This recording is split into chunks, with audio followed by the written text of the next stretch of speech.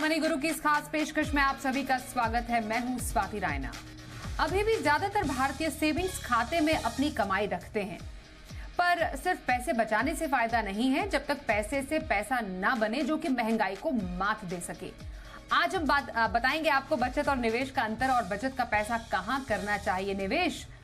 और इस पर चर्चा करने के लिए हमारे साथ दो बेहद ही खास एक्सपर्ट्स हैं। परिचय करा देते हैं। Kalpesh Ashar, founder full circle financial planners, और नितेश बुद्धदेव, फाउंडर निमित कंसल्टेंसी। स्वागत करते हैं कल्पेश और निमित, आप दोनों का ही हमारे साथ मनी गुरु के आज के इस खास कार्यक्रम में शामिल होने के लिए। बचत भारतीयों का बहुत ही पसंदीदा एक काम है, बचत करना। हम ट्रेडिशनली सेवर्स माने जाते हैं। हालांकि जो एक रिपोर्ट भी आई थी पिछले कुछ दिनों में आरबीआई की, उसमें यह भी कहा गया था कि बचत में थोड़ी कमी आई है। जो आजकल की जो युवा हैं वो थोड़ा सा खर्च करने में ज्यादा बिलीव करते हैं, पर मेजॉरिटी जो लोग हैं अभी भी कोशिश करते हैं कि पैसे बचाएं। पर ये ज्यादातर जो पैसा है वो ऐसी जगह पर जाता है जिसका कोई ज्यादा फायदा नहीं होता है। कल्पेश, आपसे शुरू हम करेंगे। जो निवेश का ट्रेंड है पिछले कई सालों से, वो ये बताता है कि बचत के लिए सेविंग्स खाता पहली पसंद है भारतीयों का। जो ट्रेडिशनल सेविंग इंस्ट्रूमेंट्स हैं, जो फिक्स्ड डिपॉजिट्स हैं या फिर फिक्स्ड इनकम प्रोडक्ट्स हैं, स्मॉल सेविंग स्कीम्स हैं, वो ज्यादा आकर्षित अभी भी करता है। बहुत कम परसेंटेज ऐसे लोग हैं जो कि शायद बाजार में म्यूचुअल फंड के जरिए पैसा लगाते हैं। इस निवेश के ट्रेंड को कैसे समझें हम? स्वाति, बिल्कुल आपने एक सही शुरुआत दी है और एक सही इंट्रोडक्शन भी दिया है इस पूरे सब्जेक्ट का। और बहुत एक अहम बात है कि सारे भारतीयों को एक गिनती में लिया जाता है अच्छे सेवर्स की एक कैटेगरी में, लेकिन वहाँ से हमें आज एक ऐसे मकाम पे पहुँचना है जहाँ हम अच्छे निवेशक कहलाए जाएं। और ये जो एक प्रोसेस है, काफ़ी आई थिंक लंबा प्रोसेस है, लेकिन पहला कदम जो उसका है वो बचत से ही होता है।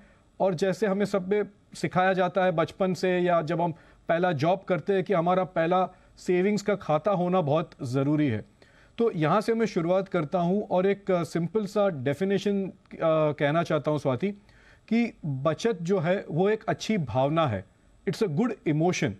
लेकिन निवेश जो है वो एक कला है, एक आर्ट है, जिसके लिए आपको एक डायरेक्शन चाहिए, दिशा चाहिए, और आपका लक्ष्य और एक फोकस होना बहुत ज़रूरी है।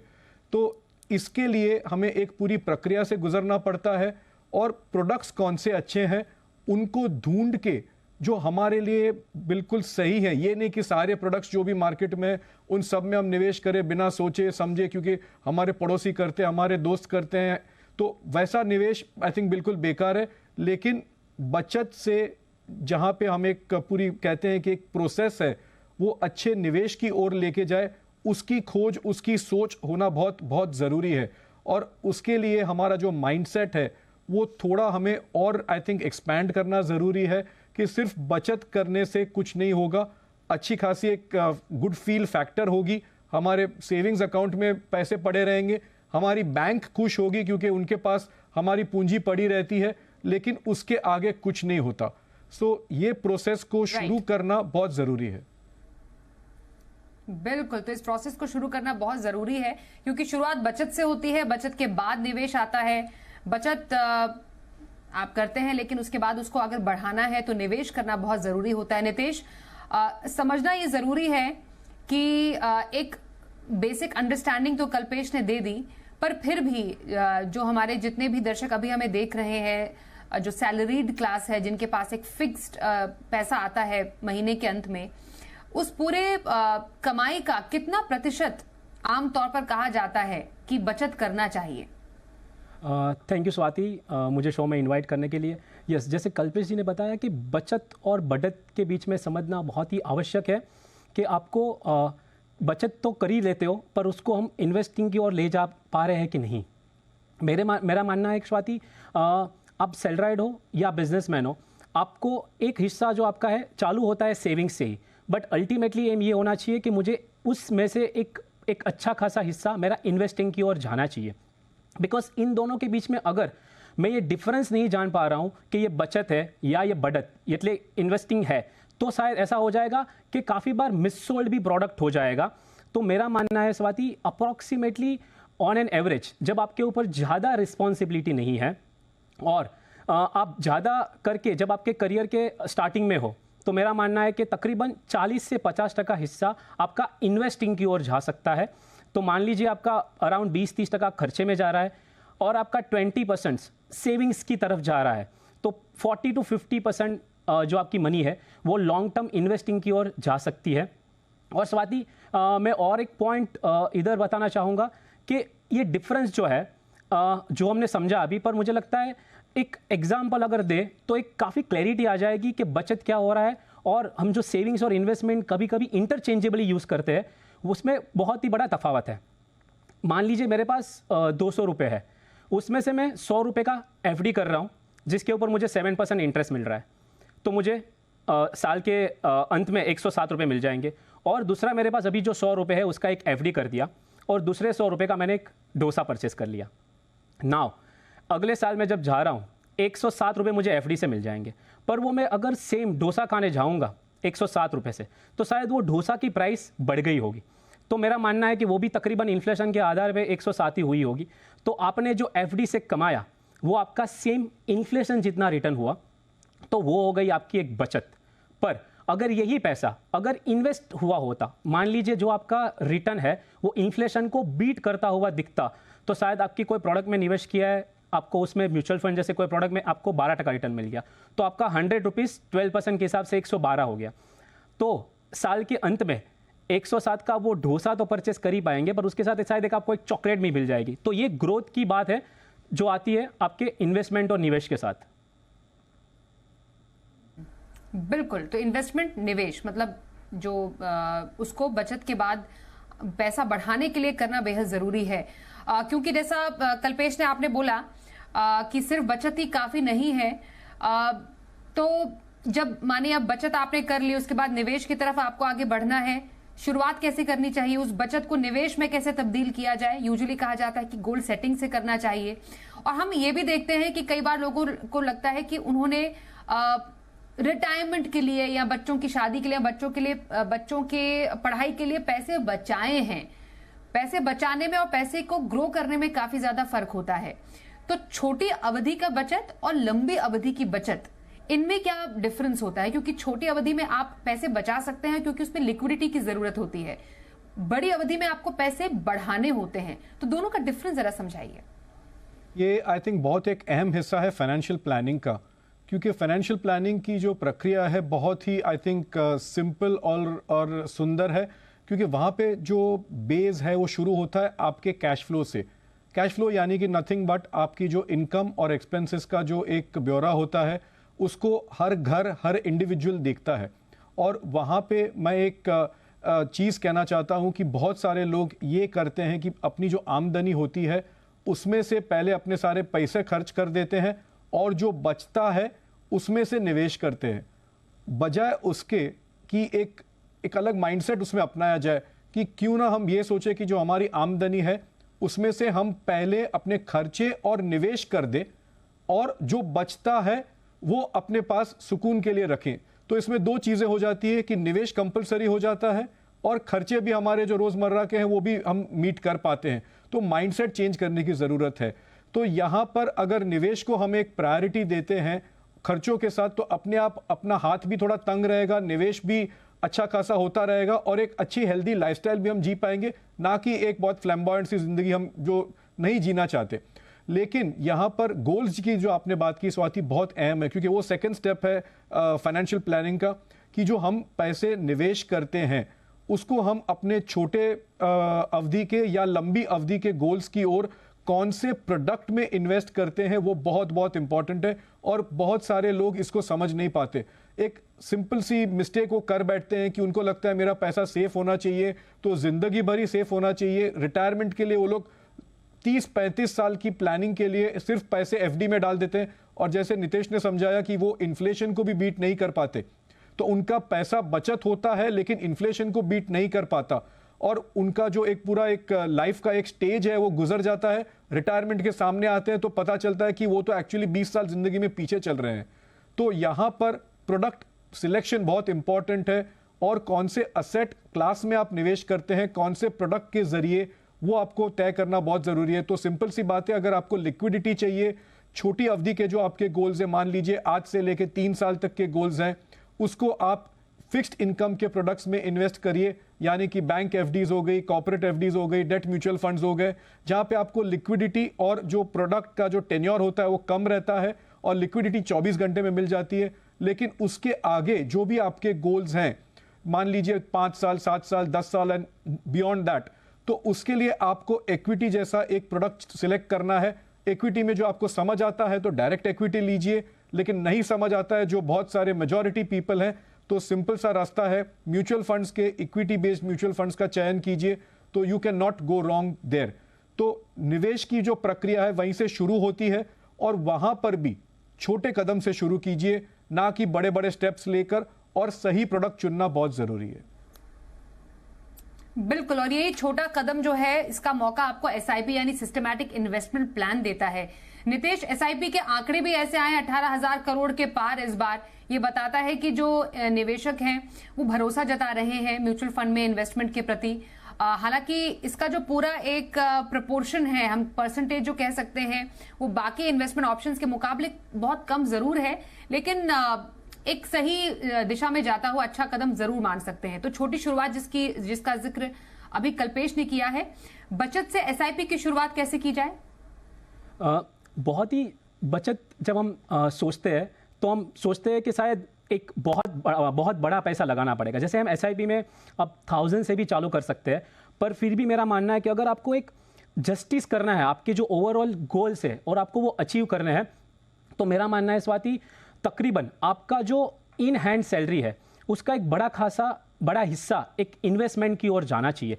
तो आपकी इनकम में से आपके, जैसे कल्पेश जी ने बताया, आपकी एक्सपेंस हटा दी और उसके बाद जो आपके पास एक सेविंग्स हो रही है उसमें से एक हिस्सा आपने इन्वेस्टिंग की ओर डाले। और उसमें अगर एसआईपी की बात करें तो मेरा मानना है कि आपको आपके जो शॉर्ट टर्म गोल है, मुझे काफ़ी बार ऐसा समझ में आता है कि सिर्फ लोग इक्विटी में ही इन्वेस्ट करके और उसमें ही सिर्फ एसआईपी करते हैं। मेरा मानना है कि आपके जो शॉर्ट टर्म वाले गोल है उसमें डेट में भी एसआईपी करनी चाहिए।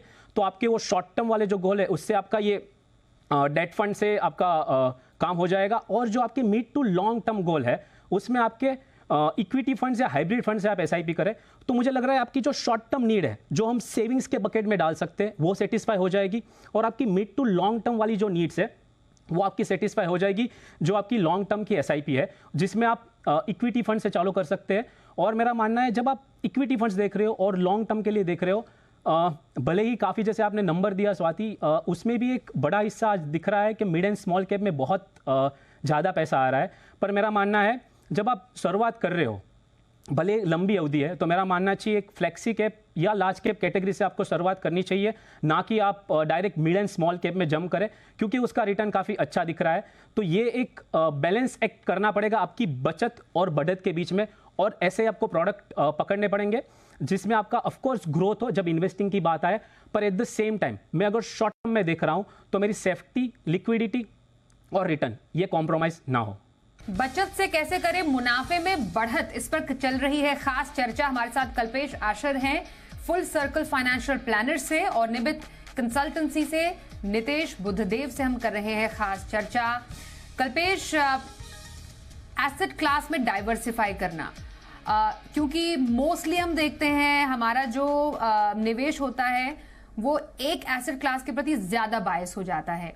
हमें अगर गोल्ड पसंद है तो हम ज्यादा पैसा गोल्ड में डाल देंगे, फिक्स्ड इनकम पसंद है तो ज्यादा पैसा फिक्स्ड इनकम में चला जाता है, कई लोग प्रॉपर्टी में ज्यादा पैसा डाल देते हैं, कई लोगों को शेयर बाजार काफी पसंद आता है, तो वो बैलेंस नहीं दिखता है। तो सही एसेट क्लास आपको अपने बचत से निवेश करने की शुरुआत करनी है, तो एसेट क्लास का सही अनुपात क्या हो?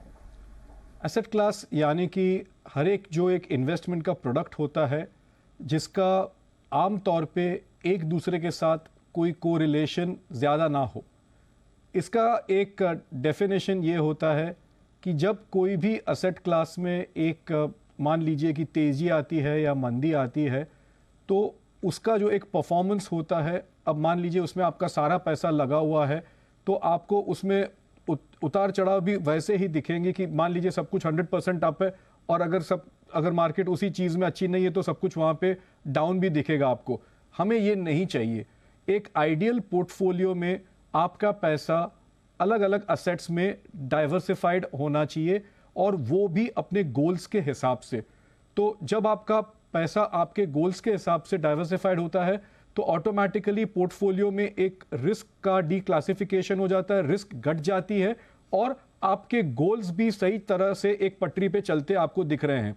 तो असेट क्लास यानी कि जैसे आपने अच्छी तरह से समझाया कि एक तो इक्विटी हो गया जो एक रिस्की असेट क्लास है, लेकिन जहां पे ग्रोथ की जो एक उम्मीद है, ग्रोथ होता भी है, थोड़ा ज्यादा ही होता है, लेकिन आपको उसमें समय देना जरूरी होता है।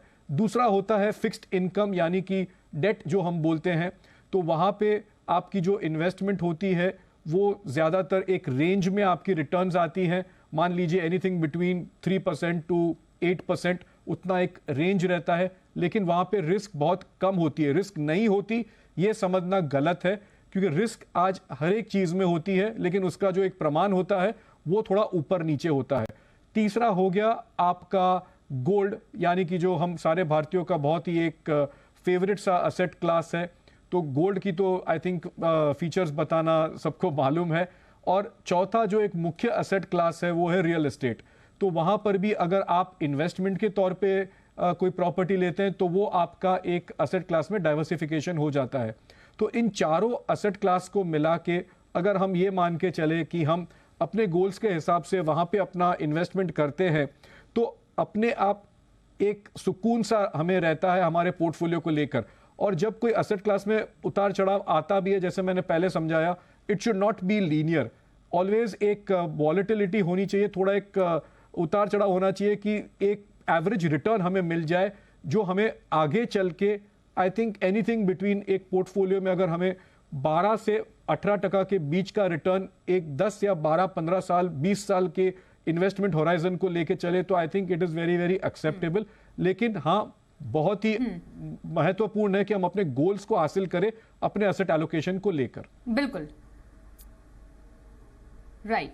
तो ये होलसम पोर्टफोलियो प्लानिंग में नितेश, जो बचत का सही इस्तेमाल हम कहते हैं, क्योंकि short term long term planning तो सही है, निवेश तो सही है, लेकिन निवेश के साथ साथ जो रिस्क मैनेजमेंट होता है वो भी काफी इंपॉर्टेंट होता है। तो 2-3 टिप्स बचत का सही इस्तेमाल करने के। बिल्कुल, आपने बहुत सही बोला स्वाति, बिकॉज हम कभी कभी क्या होता है सेविंग्स इन्वेस्टमेंट देख लेते हैं, पर कहाँ से शुरुआत करनी चाहिए तो रिस्क मैनेज करने की बात। तो मैं बोलूँगा जब आप शुरुआत कर रहे हो तो सेविंग्स से पहले भी आप सोचिए कि आपका हेल्थ एंड टर्म इंश्योरेंस, जहाँ से आपकी कोई बड़ा रिस्क आ सकता है, क्योंकि आप शायद सेविंग्स कर लोगे, इन्वेस्टमेंट भी कर लोगे, पर कोई हेल्थ इमरजेंसी आ जाएगी तो पूरा पैसा उधर आपको ब्रेक करके यूज़ ना करना पड़े। तो मुझे लगता है एक अच्छा health insurance, sufficient health insurance होना चाहिए। उसके बाद आ जाता है आपका एक प्रॉपरली, अगर आपके ऊपर कोई डिपेंडेंट है तो एक जो रीजनेबल आपको आपकी लाइफ कवर करने के लिए आपको एक टर्म इंश्योरेंस की ज़रूरत है। तो ये आपका जो बड़ा रिस्क है वो आप मैनेज कर लेते हो। उसके बाद आपको चाहिए अराउंड 6 से 9 महीने का आपका कंटिजेंसी और इमरजेंसी फंड, वो आपके एक बचत के हिस्से में ही आता है। क्योंकि अगर ये तीन चीज़ें मैं देख लेता हूँ तो मुझे इन्वेस्टमेंट की और मेरे लॉन्ग टर्म गोल को और कोई बड़ा रिस्क मुझे नज़र में नहीं आता है जो हैम्पर कर सकता है। इसके साथ आपको बिहेवियरल मैनेज करने की बहुत आवश्यकता है, बिकॉज मैं मानता हूँ 2 तरीके की सेविंग्स काफ़ी इंपॉर्टेंट है स्वाति। एक तो आपको सेव करना पड़ेगा पैसा कि आप इन्वेस्ट कर पाए, और दूसरा आपको आपके बिहेवियर से बचना पड़ेगा। That's the another savings you need, that saving your self from your emotional biases. तो अगर आपको लग रहा है कि आपको कोई रिस्क है ही नहीं, पर ये रिस्क एग्जिस्ट करते हैं, तो पहले वो रिस्क को समझे और इसके लिए या तो इंश्योर करें या वो हिसाब से उसकी बचत करें। तब जाके आप आपका पर्सनल फाइनेंस, और जैसे कल्पेश जी बता रहे हैं, आपका एक ओवरऑल जो आपको गोल अचीव करना है वो बहुत आसानी से और सुकून से कर पाएंगे। और सबके जो जड़ में जो फाउंडेशन हम जिसको कह सकते हैं वो है कैश फ्लो को मैनेज करना। तो अंत में मैं आपसे जानना चाहूंगी कल्पेश, ये जो कैश फ्लो है कई बार बिगड़ जाता है। अगर कैश फ्लो ही बिगड़ गया तो डेफिनेटली ना बचत होगी ना फिर निवेश की नौबत आएगी। तो कैश फ्लो को मैनेज करने के कुछ क्विक तरीके आपकी तरफ से क्या रहेंगे जिससे कि ये बैलेंस ना बिगड़े? नहीं, आई थिंक बहुत इंपॉर्टेंट है, और मैं तो हर बार कहता हूँ कि फाइनेंशियल प्लानिंग का जो नर्व सेंटर है वो कैश फ्लो है, वहीं से सब चीज़ों की शुरुआत होती है। तो हर एक फैमिली हो या हर एक इंडिविजुअल हो, तो उसको अपना एक personal cash flow Excel sheet पे बना सकते हैं या एक डायरी बना सकते हैं, लेकिन रिव्यू और मेंटेन करना बहुत ज़रूरी है। इट इज़ नथिंग बट एक मंथली आपका जो इनकम है वो तो आपको पता है कितनी है, अगर सैलरीड हो तो और भी इजीली आपको पता होता है, और उस इनकम में से आपका हर एक जो खर्चा है एक बतौर एक फैमिली के या एक इंडिविजुअल के एटलीस्ट 90% आप उसको एक्यूरेटली लिखते रहें। और वो लिखने की जो हैबिट है अगर आप रेगुलरली करोगे तो आपको पता चल जाएगा कि कहाँ आपका पैसा ज़्यादा जा रहा है, कौन सा फसूल एक खर्चा हो रहा है, और इस चीज़ को कैसे हम रेक्टिफाई कर सकते हैं। बहुत सारे केसेस में हमारे पास जब कैश फ्लो आता है तो पता चलता है कि फैमिली का आई थिंक 50 to 60% जो पैसा है वो EMIs में चले जाता है। दूसरा जो होता है एक आई थिंक लीकेज जिसके हम कहते हैं, तो वो उनका इंश्योरेंस प्रीमियम्स में चले जाता होता है। तो वो दोनों तो एक फाइनेंशियल चीज़ें हो गई। तीसरी बात कि फैमिलीज़ की जो हैबिट्स होती हैं, जैसे आई थिंक नितेश ने बताया बिहेवियरल, तो फैमिली को या एक इंडिविजुअल को बाहर खाने का शौक रहता है, उसकी वजह से उनके कैश फ्लो पे नियंत्रण नहीं रहता और महीने के अंत में उनका बचत ही नहीं होता है किसी चीज़ का। आई थिंक उनको एक हाथ में कुछ पैसा रहता ही नहीं, तो जब पैसा ही नहीं रहेगा, सेविंग ही नहीं रहेगा, तो इन्वेस्टमेंट तो बहुत दूर की बात है। तो इस चीज़ को आई थिंक कलेक्टिवली, अगर कपल है तो हस्बैंड वाइफ को कलेक्टिवली रिव्यू करना है, महीने में लिखना है और रेमेडियल एक्शन लेना बहुत ज़रूरी है कि कौन सी चीज़ों को हम अवॉइड कर सकते हैं, कौन सी चीज़ों को हम जड़ से काट सकते हैं, और अपने हाथ में I think around 20 to 30% investment के लिए पैसा बचे, वैसे एक प्रोसेस बनाना ज़रूरी है।